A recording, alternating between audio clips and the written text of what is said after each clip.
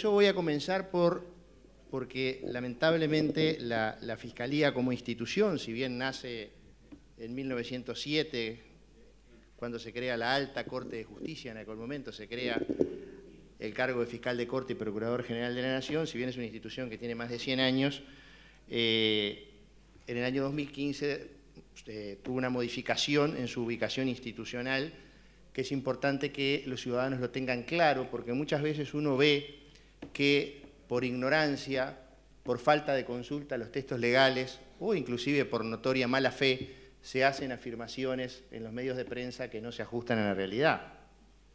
El otro día leía en un diario de la capital donde alguien hablaba de que la Fiscalía dependía directamente de la Presidencia de la República.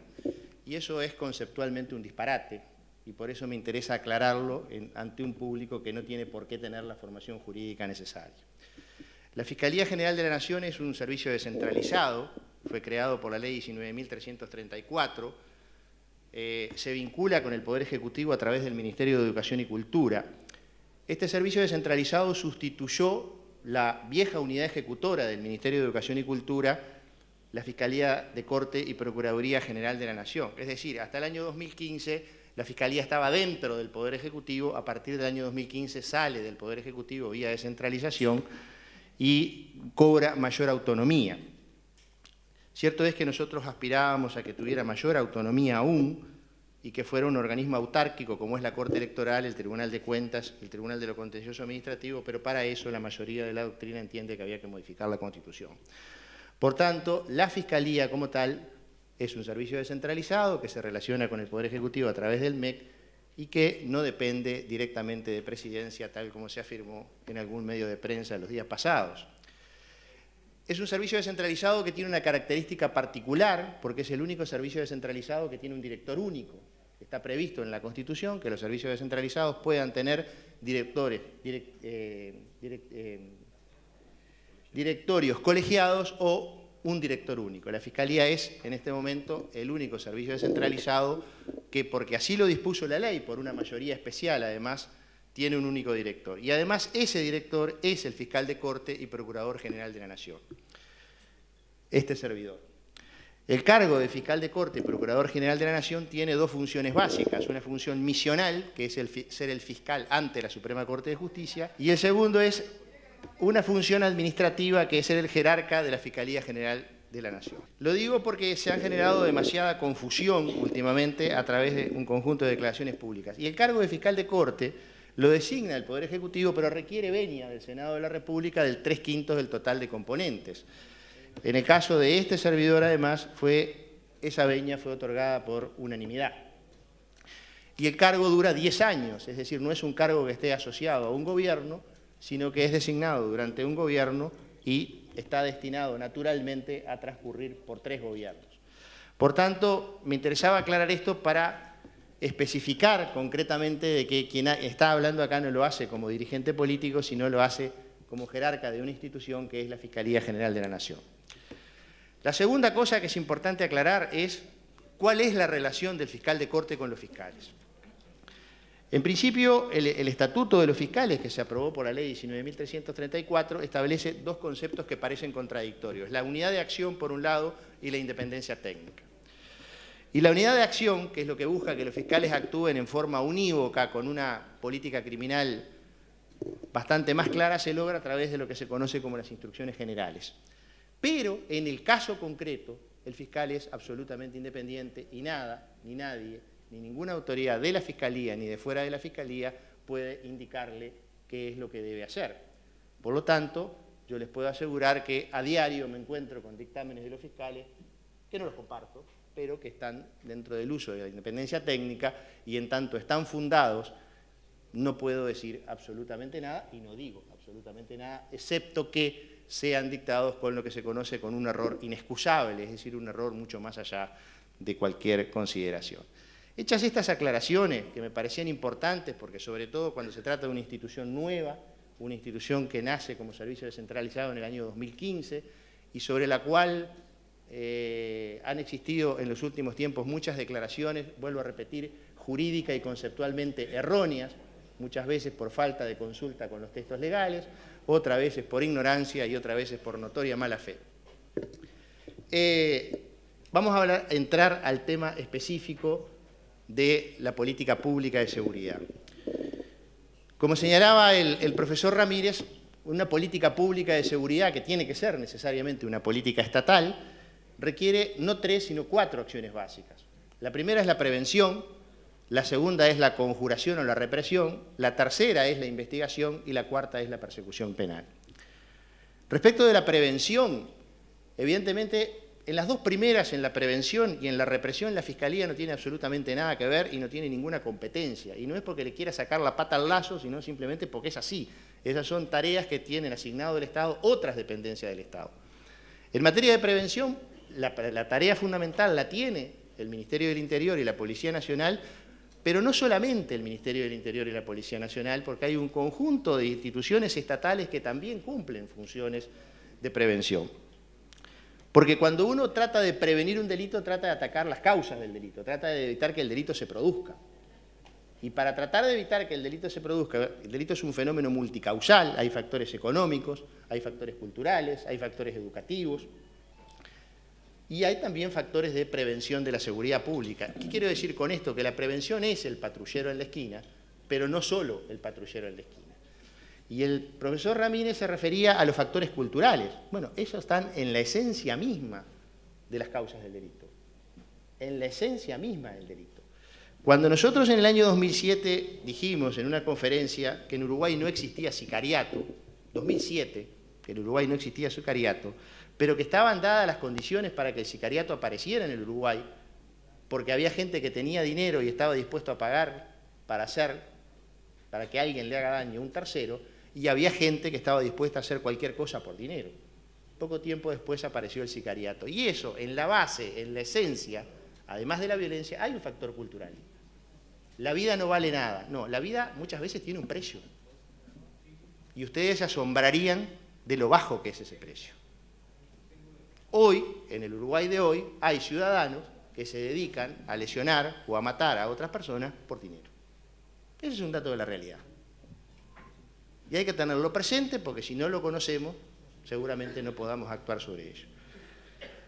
Vuelvo a repetir, la Fiscalía en la materia de prevención poco o nada puede hacer, dar su opinión, pero acá hay factores educativos, culturales, y hay factores que dicen relación con el Ministerio del Interior, a las cuales mis dos compañeros de mesa, por su naturaleza de dirigentes políticos, pueden hacer referencia. Yo, por mi condición de fiscal de corte y procurador general de la Nación, no puedo hacer referencia. La segunda es la represión o la conjuración. Los libros hablan de conjuración, en realidad es represión, que significa cuando hay un hecho violento delictivo, las fuerzas de seguridad tienen que intervenir para hacer cesar ese hecho violento delictivo. Hay un lío en la cancha de fútbol, hay un lío en una movilización, hay un lío, como hubo el otro día, la salida de un baile, bueno, ahí tiene que intervenir la fuerza de seguridad. Y ahí la Fiscalía no tiene absolutamente nada que ver. Es la autoridad policial la que debe intervenir para hacer cesar el hecho delictivo o violento. Y no se necesita ninguna instrucción de ningún fiscal para que la policía cumpla con su función. Lo digo porque ahora parece que la excusa para la inacción es que no se tienen instrucciones sobre ese punto. Y recién en la tercera etapa, que es en la investigación, ahí es donde nosotros comenzamos a participar. Por ejemplo, relacionado con el tema anterior, la Constitución de la República establece claramente de que nadie puede ser detenido si no es infraganti delito por orden escrita del juez competente.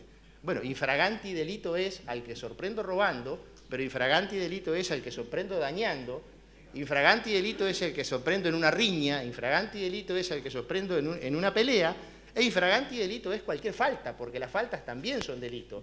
Y también en casos de flagrancia, por ejemplo, la falta de respeto a la autoridad, también la policía puede intervenir y podría proceder a una detención. Y para eso no se necesita ninguna instrucción.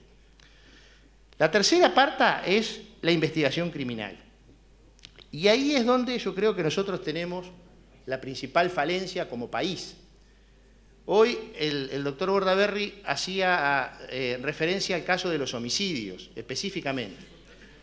Pero si nosotros miramos el conjunto de los delitos, nosotros en el año 2013, cifras del año 2013, se presentaron 199.908 denuncias. Ese era el 100% de las noticias criminales. Acá hay un 10%, 15% que se conoce como hechos policiales, pero tomemos la cifra de 199.000 al año. Se hicieron 34.549 investigaciones judiciales, o por lo menos se pusieron en conocimiento de la justicia. Eso fue solamente el 17% del total. El resto, el 83%, quedó en la órbita policial sin que se le diera intervención a ninguna autoridad judicial. Y esto no tiene nada que ver el código, esto es año 2013.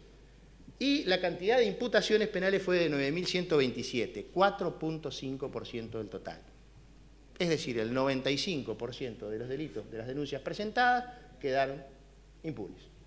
Y estamos hablando del año 2013. Yo creo que si vamos para atrás nos vamos a encontrar con cifras muy parecidas. Pero tomemos las del año 2016, porque ahora que estamos todos manejando cifras. 236.164 denuncias, 51.000 intervenciones judiciales, 12.000 imputaciones, 5.4. Tomamos la del año 2017, volvemos a bajar al 4.5. Es decir, la eficacia y la eficiencia en la investigación y en la imputación penal no varió sustancialmente. Sigue siendo de estos porcentajes absolutamente bajos. Y poco o nada tiene que ver la norma procesal. Y me voy a permitir discrepar con el profesor Ramírez respecto de poco o nada tiene que diga el código que la investigación la dirige un fiscal. Yo no puedo, no debo, ni quiero dejar pasar sin contestar una alusión que hizo el doctor Ramírez respecto de que un agente de segunda sabe más de una investigación que un fiscal.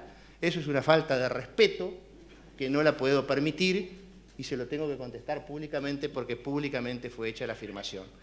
Cualquier fiscal de la República pasó por primaria, secundaria, hizo la Universidad de la República, se recibió y hoy por hoy ingresan y ascienden por concurso de oposición y mérito. O sea que de derecho seguramente no sabe más. Sí sabe más, está claro, del trabajo de campo. Pero nadie pretende, ni puede pretender que un fiscal sepa más del trabajo de campo que un funcionario policial. Ahora, hay que hacer el trabajo de campo. Yo tenía en el celular, lamentablemente se ve que lo borré, pero de un hurto acá en Dolores. Y a mí yo soy incapaz de mover alguna influencia para que se aclare una situación personal o familiar. Pero fue un hurto en el comercio de mi suegro. 7 veces entró el individuo en una noche. Quedó filmado. En HD. Está la foto del señor entrando. ¿Precisa la policía que el fiscal le dé la instrucción para tratar de averiguar quién es esa persona? Absolutamente no. Entonces tenemos que aprovechar esa experticia para llevar adelante la investigación. Las modificaciones que se plantearon, bueno, aparentemente no, había normas que ameritaban distintas interpretaciones en las facultades que tenía la autoridad administrativa para realizar las investigaciones, se modifican. A mí me parece bien que se modifican y de hecho nosotros en la Comisión de Constitución y Código del Senado del 3 de abril estaba presente en ese momento el senador Bordaberry, dijimos cuáles eran incluso las modificaciones que nosotros entendíamos que había que realizar. Por lo que tengo entendido ya se votaron en la comisión y seguramente tengan que votarse en el plenario la semana próxima y en la Cámara de Diputados probablemente la otra. Es un poco optimista su previsión. Bueno, yo soy biológicamente optimista. Alguna senadora necesita un poquito. Respecto del tema que señaló el doctor Ramírez sobre, no voy a ingresar en la discusión sobre la semiplena prueba porque estaríamos hablando en chino básico para ustedes y no me parece que sea el tema de hoy. Sí decir que así como el profesor Aval entiende que es inconstitucional, también hay distinguidos profesores de Derecho Procesal y Constitucional que dicen que esa norma es constitucional. Como todas las cosas en la vida, siempre depende del cristal con que se mire. La norma está impugnada, la Suprema Corte de Justicia lo resolverá y creo que existiendo un fallo pendiente de la Corte, buena cosa sería que esperemos con respeto y con paciencia esa decisión.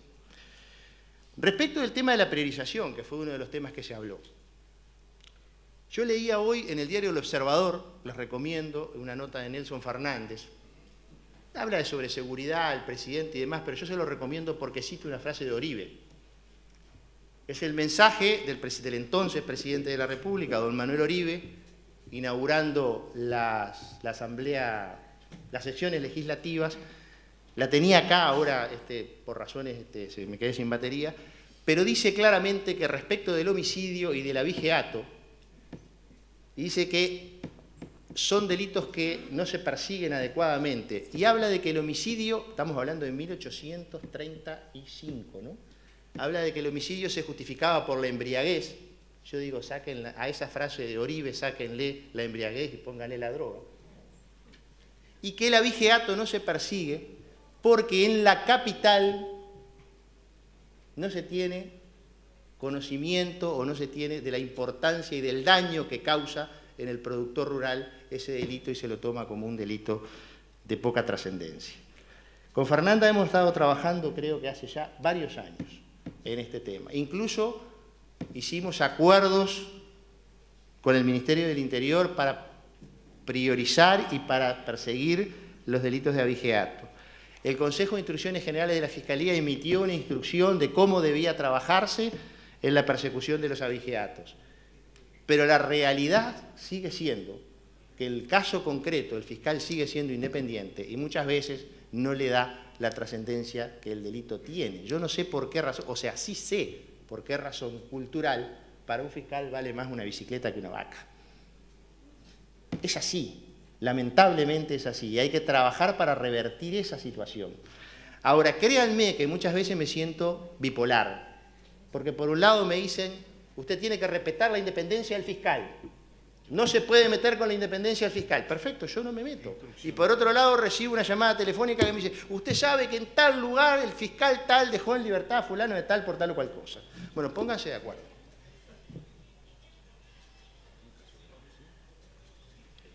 Vamos a ponernos de acuerdo, que creo que es lo primero que tenemos que hacer. Yo creo que hay que priorizarlo, hay que perseguirlo, pero también tenemos que tener herramientas para que cuando haya un fallo o un dictamen que no esté de acuerdo con esa política claramente definida, bueno, se puede actuar. Porque de lo contrario, yo lo que recibo son las presiones de un lado, de decir de por qué el fiscal no actúa, y tengo las presiones del otro, que dice no le puede decir nada al fiscal porque no actuó. No sé si soy claro con lo que estoy diciendo. Terminemos con esta especie de bipolaridad normativa, porque evidentemente no vamos a tener una única política criminal que persiga a los delincuentes. Y por último, relacionado con el tema cárceles, hemos manejado cifras de delitos, hemos manejado cifras de esclarecimiento, vamos a manejar cifras del sistema carcelario. En el año 1999, por tomar una cifra, el profesor Ramírez tomaba hoy la cifra de su gobierno, yo voy a tomar 1999, había 4.100 personas privadas de libertad en el Uruguay. 4.100 personas privadas de libertad en el Uruguay. A fines del año 2017 había 11.100 personas privadas de libertad en el Uruguay.